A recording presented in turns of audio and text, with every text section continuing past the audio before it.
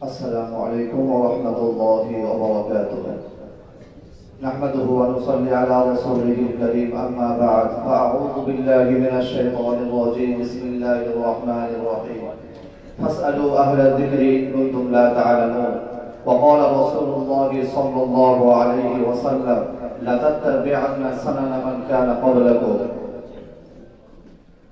সমস্ত প্রশংসা গুণগান গ্রহীত মহান রব্বুল আলামিনের জন্য, যিনি আমাদেরকে অত্যন্ত সৌভাগ্যের সাথে আজকের এই খতমে বুখারী অনুষ্ঠানে আসার বসার তৌফিক দান করেছেন। সেই রব্বুল আলামিনের দরবারে আমরা প্রত্যেকে শুকরিয়া স্বরূপ বলি আলহামদুলিল্লাহ। তারপর লক্ষ লক্ষ কোটি কোটি দরুদ ও সালাম বিশ্বমানবতার মূর্ত প্রতীক শাফিউল মুসলিমিন রাহমাতুল লিল আলামিন ইমামুল মুরসালিন খাতামুন নবিয়্যিন আশরাফুল আম্বিয়া জনাবে মুহাম্মদুর রাসূলুল্লাহ সাল্লাল্লাহু আলাইহি ওয়াসাল্লামের উপরে আজকের এই মহতী অনুষ্ঠানে আমি এই স্টেজে দাঁড়িয়ে আমি আমার প্রত্যেকটা সহপাঠী, তার সঙ্গে সঙ্গে আমার স্নেহের ছাত্রবৃন্দ এবং দূর দূরান্ত থেকে আগত জ্ঞানী গুণী আলেম বিজ্ঞ মানুষেরা যারা এখানে উপস্থিত হয়েছেন, প্রত্যেকে আবার আমি আমার অন্তঃস্থল থেকে একবার জানাই আসসালামু আলাইকুম ওয়া রাহমাতুল্লাহ। আমার মূল বিষয় হচ্ছে হাদিসের পরিভাষা ও তার বিভ্রান্তি। আমরা প্রত্যেকেই জানি যে আমাদের সামনে যে হাদিসগুলো আছে, এই হাদিসগুলোকে গ্রহণ করার জন্য আল্লাহ নবী সাল্লাল্লাহু আলাইহি ওয়াসাল্লাম একটি কথা বলে গেছেন যে আমার পরে হাদিসের সংখ্যা অনেক বেড়ে যাবে, আমার পরে আমার কথার সংখ্যা অনেক বেড়ে যাবে। আমার কথা তোমরা যখন গ্রহণ করবে, সেই কথাগুলো যাচাই বাছাই করে গ্রহণ করবে। আল্লাহ রাব্বুল আলামিন অন্য কোরআনে কারীমের মধ্যে সূরা হুজরাতের মধ্যে বলছেন, ইয়া আইয়ুহাল্লাযীনা আমানু ইন জাআকুম ফাসিকুন বিনাবাইন ফাতাবায়ানু। যখন তোমাদের কাছে কোনো বার্তা বাহক এমন কোনো বার্তা নিয়ে আসবে যার সম্পর্কে তোমরা সন্দেহ রাখো, যে বার্তা সম্পর্কে তোমরা সন্দেহাতীত, তোমরা বিশ্বাস রাখো না, তোমাদের ইয়াকিন হয় না, তোমাদের দৃঢ় বিশ্বাস হয় না, তার খবরটাকে তোমরা যাচাই বাছাই করে তবে তোমরা ফয়সালা করবে, তবে তোমরা সেই বিষয়টাকে গ্রহণ করবে। আল্লাহ রাব্বুল আলামিন আমাদেরকে সূত্র দিয়েছেন, আল্লাহর নবী আমাদেরকে সূত্র দিয়েছেন। কিন্তু আজকে আমাদের সামনে যে হাদিসের পরিভাষাগুলো আছে, এই হাদিসের পরিভাষাগুলো আমাদের সামনে যেভাবে তোলা হচ্ছে, ওইভাবে কিন্তু হাদিসের পরিভাষাগুলো নেই।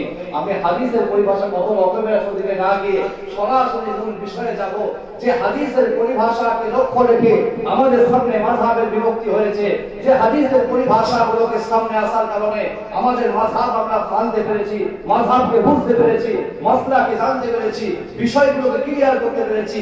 সেই হাদিসের পরিভাষাগুলো আজকে আমার আপনার সামনে এমন ভাবে তুলে দেওয়া হচ্ছে যেন আমরা মাযহাব গ্রহণ করে, আমরা সেই হাদিসগুলো গ্রহণ করে বিদআত করে ফেলেছি, সেই হাদিসগুলোকে গ্রহণ করে আমরা ইসলাম থেকে সরে গিয়েছি, সেই হাদিসগুলোকে গ্রহণ করে আমরা শরীয়তকে ত্যাগ করে দিয়েছি। এই রকম একটা পরিস্থিতি আমার আপনার সামনে তুলে দেওয়া হয়েছে। এই হাদিসের পরিভাষা যিনি সর্বপ্রথম সূচনা করেছিলেন, তার নাম হচ্ছে ইবনে শিহাব যুহরি। তার জন্ম হচ্ছে 49 থেকে 53 হিজরির মাঝখানে মদিনা মুনাওয়ারাতে। সর্বপ্রথম যিনি এই হাদিসের ভাষাগুলো সংকলন করেছিলেন, তিনি হচ্ছেন আবু মুহাম্মদ হাসান বিন আব্দুর রহমান, যার বাড়ি হচ্ছে ইরানে। যে বইটার নাম হচ্ছে মুহাদ্দিসুল ফাসিল বাইনাল রাবি ওয়াল ওয়াহি। ওনার জন্ম হচ্ছে 265 হিজরিতে। কিন্তু আমার আপনার সামনে যখন হানাফি মাসলাক তোলা হয়, শাফি মাসলাক তোলা হয়, হাম্বলি মাসলাক তোলা হয়, মালিকি মাসলাক তোলা হয়, তখন আমার আপনার সামনে সর্বপ্রথম তুলে দেওয়া হয় তোমাদের এই হাদিসটা যায়ীফ, এই হাদিসটা মাওযু, এই হাদিসটা দুর্বল। তার পরিপ্রেক্ষিতে আমার আপনার সামনে একটা কথা তুলে দেওয়া হয়। আবু হানিফা রাহিমাহুল্লাহ বলেছেন যে ইদা সাহহাল হাদিস ফাহুয়া মাযহাবি। যখন তোমরা সহিহ হাদিস পেয়ে যাবে, সেটাই হবে আমার মাযহাব। তোমরা আমার সহিহ হাদিসটাকে গ্রহণ করে নিয়ে আমার মতটাকে ত্যাগ করে দেবে। কিন্তু আমার প্রশ্ন, পুরো বিশ্বের মানুষের কাছে হাদিসের এই পরিভাষাগুলো সংকলন করা হয়েছিল, হাদিসের এই পরিভাষাগুলো লিপিবদ্ধ করা হয়েছিল 265 হিজরিতে। আর ইমামে আবু হানিফা রাহিমাহুল্লাহ উনি ইন্তেকাল করেছেন 150 হিজরিতে। যদি ইমামে আবু হানিফা রাহিমাহুল্লাহ আগে থেকে জানতেন যে হাদিসের পরিভাষা তৈরি হবে, সহিহ হবে, যায়ীফ হবে, হাসান হবে, এইরকম ভাবে হাদিসের পরিভাষা তৈরি হবে, তাহলে আবু হানিফাকে আমরা ইলমে গায়েব জানতে বলে মানতে বাধ্য হব। আর যদি আবু হানিফা রাহিমাহুল্লাহকে মনে করে নিজি যা সহিহ হাদিস ফাহুয়া মাযহাবি, উনি বলেন না, তবে এটা শুদ্ধ হবে। কিন্তু আবু হানিফা বলেছেন, কেন বলেছেন তার ইতিহাস আমাদেরকে তুলে দেওয়া হয় না, আমাদের সামনে তুলে দেওয়া হয় ইদা সহিহ হাদিস ফাহুয়া মাযহাবি।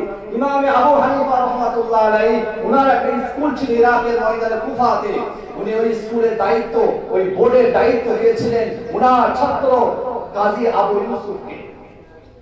40 জন বিখ্যাত পণ্ডিত, ফিকহাবিদ, মুজতাহিদ, মুহাদ্দিসকে নিয়ে ওই বোর্ডকে গঠন করা হয়েছিল।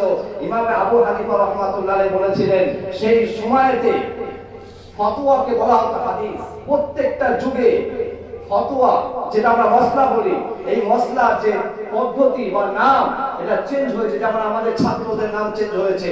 আরবিতে প্রথমে ছাত্রের নাম ছিল সাহিব, কারণ সে ছাত্র সর্বদাই শিক্ষকের সঙ্গে থাকতো। দ্বিতীয় নাম হলো তালিব, তালিব মানে অনুসন্ধানকারী, অর্থাৎ শিক্ষক তার জায়গাতে বসে থাকবে, ছাত্ররা গিয়ে গিয়ে তার কাছ থেকে ইলম অর্জন করে নিয়ে আসবে।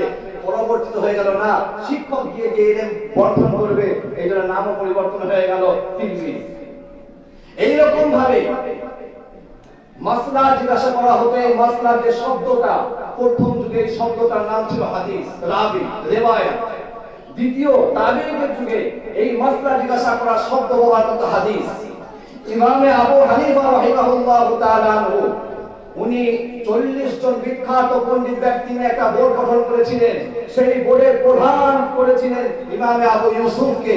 তখন তিনি বলেছিলেন, হে বিশ্বের মানুষেরা, আমি আবু হানিফা রাহমাতুল্লাহ আলাইহি যদি কোনো মত দিয়ে থাকি আর সেই মত যদি আমার তৈরি করা বোর্ডের বিরুদ্ধে চলে যায়, তাহলে তোমরা বোর্ডের মতকে গ্রহণ করবে, আমি আবু হানিফা আমার মতকে ছেড়ে দেবে। আবু হানিফা এটা বলেছিলেন, ইদা সাহাল হাদিস ফাহুয়া মাযহাবি, যদি আমার কোনো মত, আমার কোনো সিদ্ধান্ত আমার বোর্ডের বিরুদ্ধে চলে যায়, তাহলে তোমরা বোর্ডের সিদ্ধান্ত মেনে নেবে, আমি আবু হানিফা আমার সিদ্ধান্তকে ছেড়ে দেবে। ইমাম আবু হানিফা বলেছিলেন, তোমরা কোরআনুল কারীম নামাজে ফারসিতে পড়বে, আরবিতে পড়লে তোমাদের নামাজের খুশুসিয়াত থাকবে না।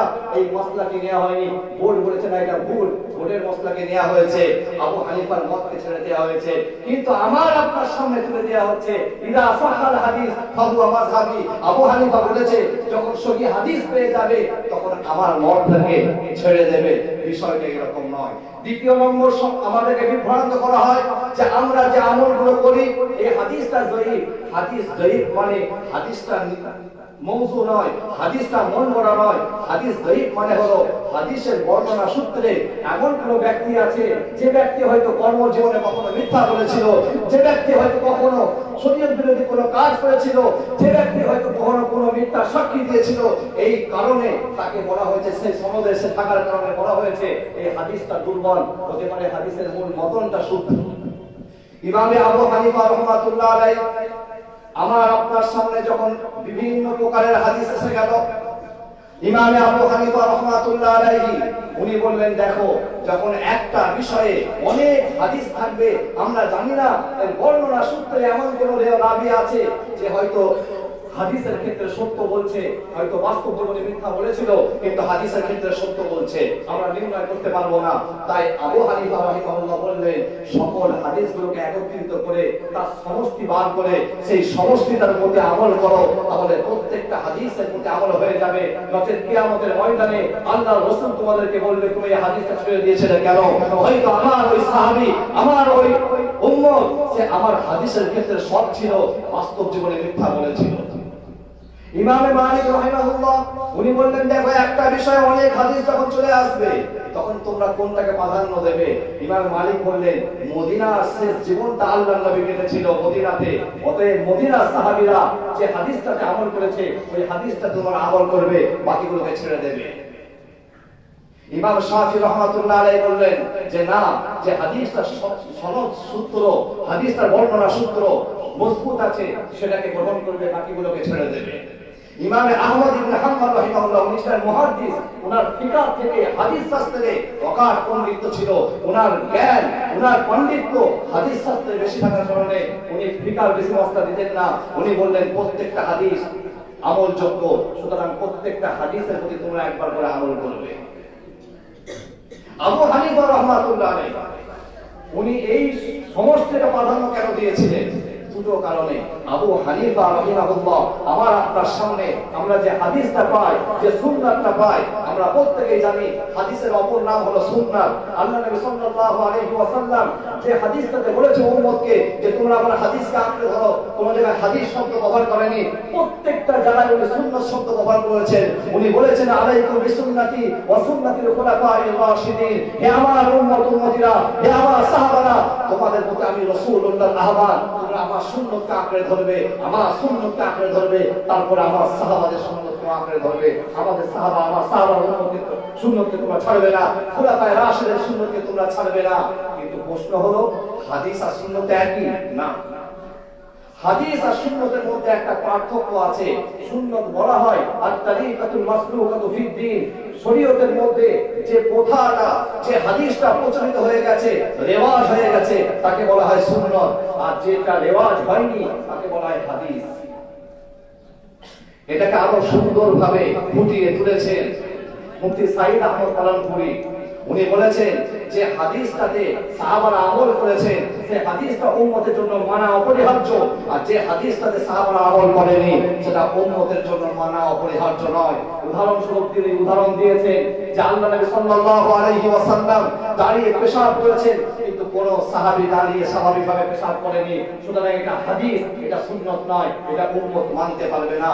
উম্মতের জন্য হযরত আয়েশা রাদিয়াল্লাহু তাআলা আনহা বলেছেন যে আল্লাহ নবী সাল্লাল্লাহু আলাইহি ওয়াসাল্লাম সর্ব অবস্থায়, সর্ব সময়তে, স্বাভাবিক অবস্থাতে বসে পেশাব করতেন। এটাকে উম্মতকে গ্রহণ করতে হবে।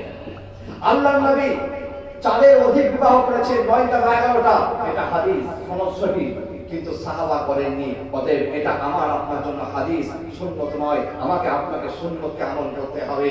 আল্লাহ নবী সাল্লাল্লাহু আলাইহি ওয়াসাল্লাম এইরকম ভাবে তার জীবনের বহু হাদিসও আছে, সুন্নত আছে।